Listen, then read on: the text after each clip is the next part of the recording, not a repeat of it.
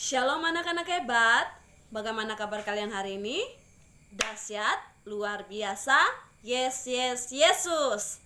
Baik anak-anak hebat, hari ini kita sudah berada pada materi yang baru, yaitu tema baru, yaitu tema 6 atau tema 3F.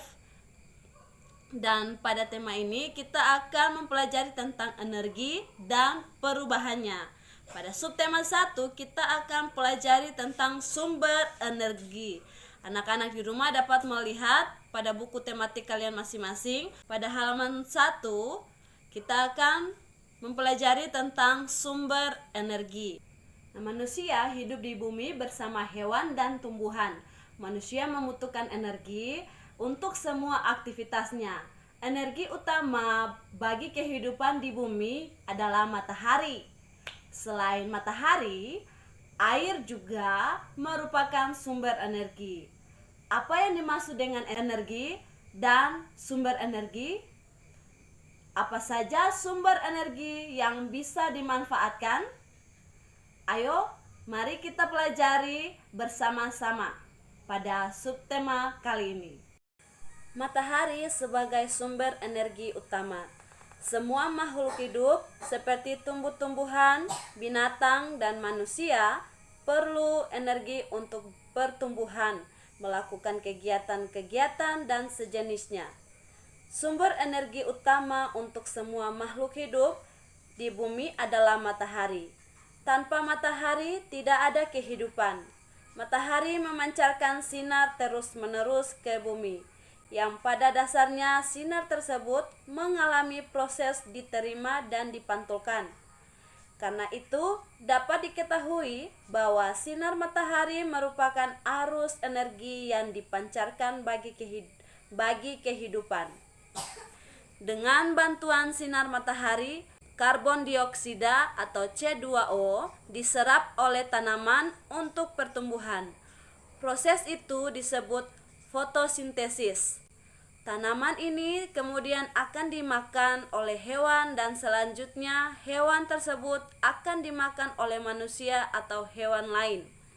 Selain itu, matahari juga merupakan sumber energi dalam proses-proses alami yang terjadi di lingkungan hidup. Yang pertama, sinar matahari membuat suhu bumi sesuai untuk kehidupan tumbuh-tumbuhan, binatang, dan manusia. Yang kedua, sinar matahari menyebabkan terjadinya angin. Perbedaan panas di permukaan bumi mempengaruhi suhu dan tekanan udara di atmosfer, sehingga terjadi aliran udara dan angin. Yang ketiga, sinar matahari menyebabkan terjadinya siklus air. Sinar matahari merupakan sumber energi bagi siklus air. Dalam hal ini, sinar matahari menyebabkan penguapan air yang terdapat di sungai, danau, dan laut. Air menguap dan menjadi awan. Awan tersebut terbawa angin dan akhirnya jatuh lagi sebagai hujan. Proses siklus air terjadi begitu seterusnya. Keempat, sinar matahari menyediakan beberapa sumber energi lain seperti minyak bumi, batu bara, dan tenaga air. Yang kelima, sinar matahari juga merupakan sumber energi listrik. Energi cahaya matahari diubah menjadi energi listrik melalui pembangkit listrik tenaga surya atau disingkat PLTS. Semua fenomena tersebut menggambarkan matahari sebagai sumber energi utama ekosistem. Ekosistem merupakan satu kesatuan lingkungan yang melibatkan makhluk hidup dan lingkungan fisik, antara lain tanah, air, udara, dan lain-lain, yang saling berhubungan satu sama lainnya. Nah, itulah matahari sebagai sumber energi yang kita perlukan, baik itu tumbuhan, baik itu hewan, bahkan manusia. Nah, sekarang kita akan mempelajari tentang macam-macam jenis sumber energi dan pemanfaatannya. Anak-anak di rumah dapat melihat pada buku tematik kalian masing-masing. Pada halaman 18 kita akan mempelajari lagi macam-macam jenis sumber energi dan pemanfaatannya. Macam-macam jenis sumber energi dan pemanfaatannya. Segala bentuk kegiatan yang kita lakukan sehari-hari membutuhkan energi. Secara umum, ada dua jenis sumber energi di dunia ini, yaitu energi terbarukan dan energi yang tidak terbarukan. Contoh energi yang dapat diperbarui adalah air, angin, dan sumber lainnya yang jumlahnya melimpah. Sedangkan contoh energi yang tidak dapat diperbarui adalah minyak bumi, gas alam, dan batu bara.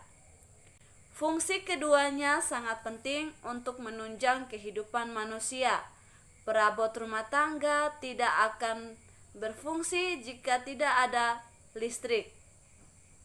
Energi ini dapat diciptakan melalui pengolahan air, angin, dan sebagainya. Berikut jenis dan beberapa manfaat energi yang sering kita temui sehari-hari. Yang pertama, matahari. Matahari memiliki peran yang penting dalam kehidupan di bumi. Tidak hanya bagi manusia saja, tanaman juga membutuhkan cahaya untuk melakukan fotosintesis. Energi panas yang dihasilkan dapat mempermudah pekerjaan sehari-hari, seperti untuk menjemur pakaian. Kamu juga bisa menyimpan panas matahari untuk dijadikan cadangan listrik. Yang kedua, minyak bumi. Sumber energi ini harus diolah terlebih dahulu sebelum dimanfaatkan untuk tenaga penggerak kendaraan bermotor. Hasil yang sering kita temui adalah bensin atau premium, Pertalite, Pertamax, solar, aftur, dan sebagainya. Kendaraan bermotor tidak dapat berjalan jika tidak menggunakan bahan ini. Karena jumlahnya semakin hari kian terbatas, maka harus dilakukan penghematan. Industri otomotif kini mulai menggunakan inovasi agar mesin kendaraan lebih irit bahan bakar. Ketiga, air. Pemanfaatan sumber energi air ini cukup luas, salah satunya sebagai penggerak kincir. Dari sinilah aliran listrik didapatkan, atau yang sering disebut dengan pembangkit listrik tenaga air, disingkat PLTA. Tidak hanya itu, air juga dapat dimanfaatkan untuk kebutuhan transportasi, misalnya kapal, perahu, dan lain-lain. 4. Listrik. Sumber energi listrik berasal dari pembangkit yang digerakkan dengan air, angin, ataupun uap. Karena ketersediaannya cukup terbatas, maka harus dilakukan penghematan.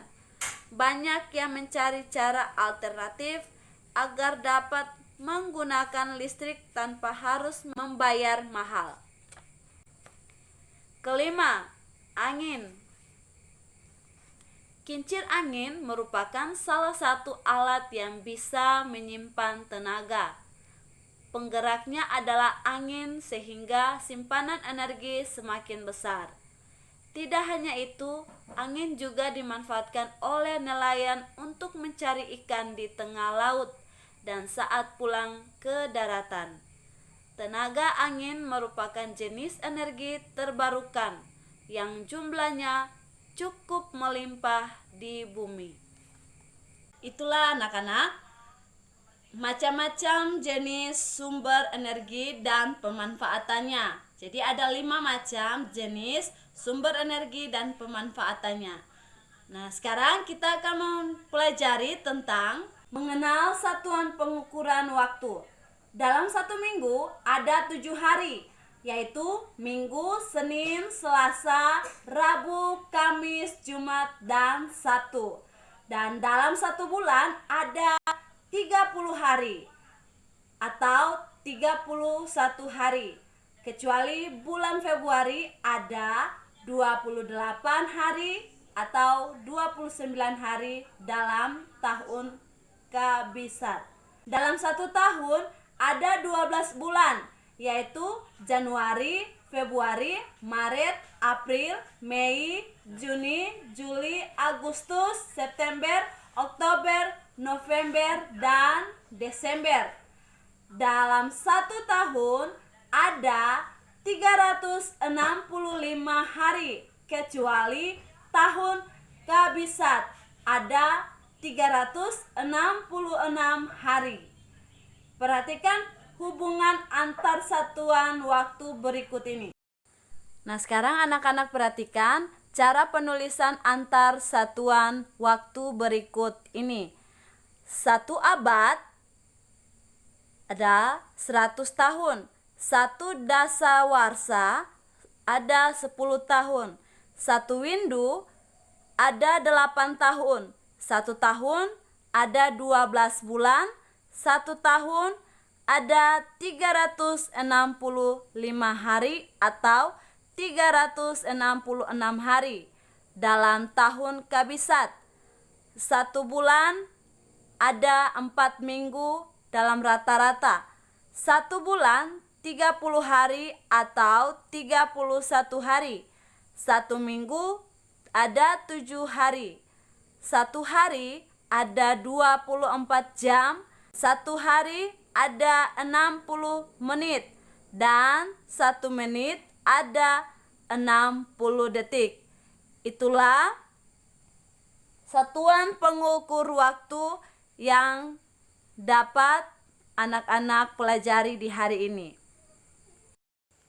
Nah, jadi hari ini yang dapat kita pelajari yaitu yang pertama, sumber energi utama untuk semua makhluk hidup di bumi adalah apa anak-anak? Ya, hebat, matahari. Yang kedua, ekosistem merupakan satu kesatuan lingkungan yang melibatkan makhluk hidup dan lingkungan fisik. Dalam halnya tanah, air, udara, dan lain-lain yang saling berhubungan satu sama lainnya. Dan hari ini juga kita sudah mempelajari tentang ada 2 jenis sumber energi di dunia ini, yaitu energi terbarukan dan energi yang tidak terbarukan. Yang kedua, contoh energi yang dapat diperbarui adalah air dan angin, dan contoh energi yang tidak dapat diperbarui seperti minyak bumi, gas alam, dan batu bara. Yang ketiga yang kita pelajari di hari ini yaitu ada beragam satuan waktu, antara lain detik, menit, jam, minggu, bulan, tahun, windu, dasawarsa, dan abad. Itulah yang dapat kita pelajari pada subtema kali ini. Harap anak-anak di rumah juga dapat mempelajarinya kembali pada buku tematik kalian masing-masing. Demikianlah video pembelajaran di hari ini. Tetap Miss ingatkan, selalu jaga kesehatan dan jangan lupa ikuti setiap hari video devotion bersama-sama dengan guru-guru, dan Tuhan Yesus memberkati kita. Sampai jumpa pada video selanjutnya. Shalom.